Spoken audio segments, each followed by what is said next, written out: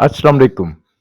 मैं हूं कमरुज़्ज़मा खां और आज हम आपसे गुफ्तगू करेंगे इनकलाब से मुतल्लिक कि ये क्यों चाहिए और कैसे मुमकिन हो। ख़ास तौर पे आज के हालात में जब पूरा सरमायादारी निज़ाम एक खलफशार का शिकार है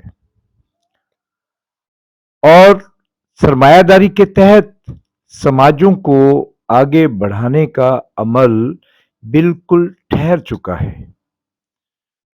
सरमायादारी ने जो ज़ाब्ते, जो तरीक़ाकार और अपने निज़ाम को जिस तरह से वज़ा किया है, उसके तहत बेरोज़गारी, इंतशार, अदम इस्तेहकाम और ज़बूं हाली का दौर दौरा है।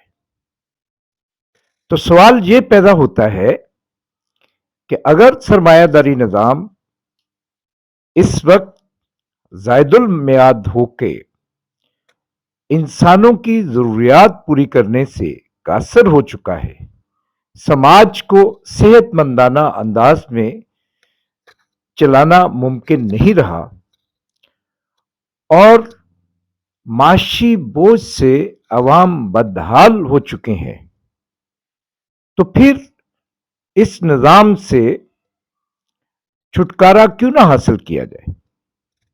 ये छुटकारा कैसे मुमकिन हो, यही हमारा आज का मौजू है, जिसको हम तबकाती कशमकश में आपके सामने पेश कर रहे हैं। कार्ल मार्क्स ने इनकलाबात को तारीख की रेल के इंजन से ताबीर करते हुए इसको इंसानी इर्तिका और समाज की निजात के मुहर्रिक के तौर पे पेश किया था। ज्यादा वुसअत से मार्क्स ने इनकलाबात के वकूफ पजीर होने की वजह यह बयान की थी कि जब भी किसी राइजुल वक्त माशरे में मौजूद ज़राए पैदावार अपने इर्तिका और तगैयर के अमल में इस हद तक फैल जाते हैं कि राइज समाज के माशी, माशरती, इक्तसादी, सियासी और रियासी ढांचे इनके लिए जकड़ बन जाएं तो इनका दम घुटने लगता है।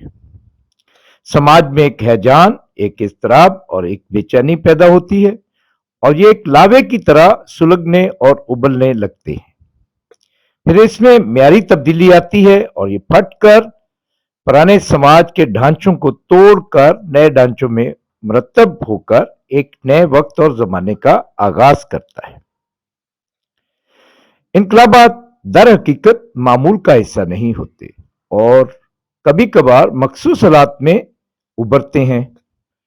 समाज में राइज मुख्तलिफ माशी, इक्तसादी, सियासी और दूसरे अवामल अपनी तहरीक में एक ऐसे इम्तजाज के नक्शे पे मुजतमे होते हैं कि माशरा राइजुल वक्त निज़ाम से बगावत कर देता है।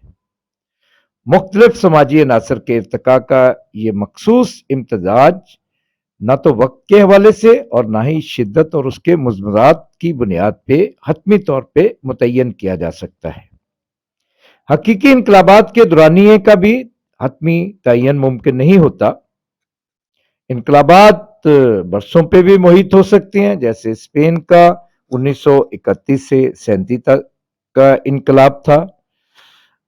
इनकलाबी अमल दहाइयों पे भी मुश्तमिल हो सकते हैं, जैसे हमने चीन के लॉन्ग मार्च को देखा जो 3 दहाइयों पे मुहित था, जबकि रूस का इनकलाब जो फरवरी से अक्टूबर तक 8 माह के दौरानिए के था,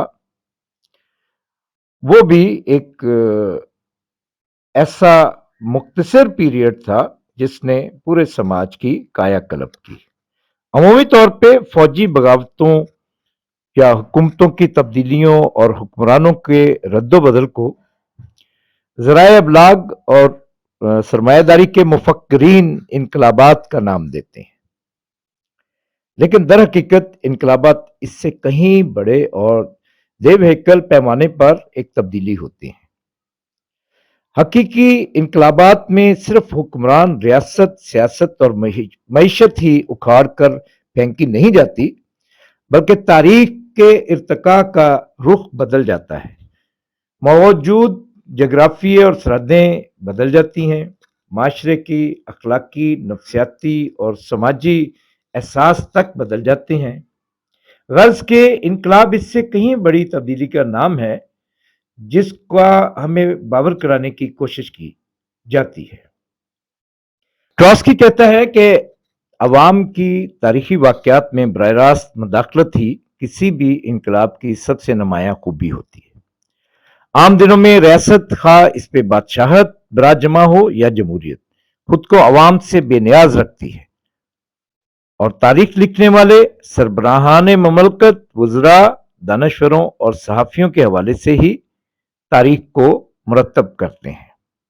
لیکن جب وہ وقت آ جاتا ہے کہ یہ فرسودہ نظام عوام کے لیے ناقابل برداشت ہو جاتا ہے، تو وہ سبھی حدود و قیود پامال کرتے ہوئے ان لوگوں کو سیاسی دھارے سے نکال باہر کرتے ہیں، اپنے روایتی نمائندوں کو اٹھا کے ایک طرف کر دیتے ہیں، پھر اپنی مداخلت و شمولیت سے ایک نئی طرز حکومت کی بنیادیں رکھتے ہیں۔